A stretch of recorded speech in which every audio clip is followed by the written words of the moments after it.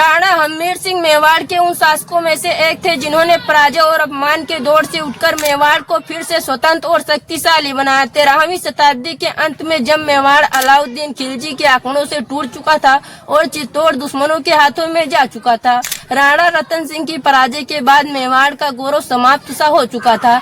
इस कठिन समय में राणा हमीर सिंह आशा की अंतिम किरण बनकर उभरे। वे ससोदिया वंश के थे और राणा रतन सिंह के वंशज के माने जाते थे। बचपन से उन्होंने अपमान, संघर्ष और गुलामी का वातावरण देखा। चित्तौड़ पर खिलजी शासन के दौरान मेवाड़ के राजपूत पहाड़ों और जंगलों में रहने के लिए मजबूर हुए, लेकिन राणा हमीर सिंह ने हार स्वीकार नहीं की। उन्होंने धीरे धीरे राजपूत योद्धाओं को संगठित किया और अवसर की प्रतीक्षा करने लगे। चतुराई से उन्होंने चित्तौड़ के खिलजी प्रतिनिधित्व को बंदी बना लिया। इतिहास के अनुसार उन्होंने चित्तौड़ को दोबारा प्राप्त करने के लिए रणनीति और साहस दोनों का उपयोग किया।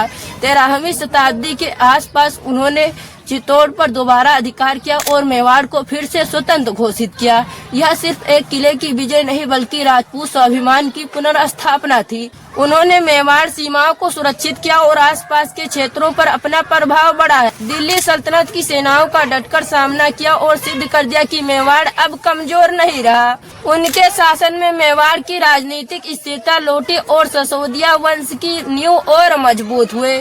उनकी सबसे बड़ी उपलब्धता यह थी कि उन्होंने पराजय को शक्ति के रूप में बदल दिया। आज भी उन्हें एक जीवित मिसाल के रूप में याद किया जाता है।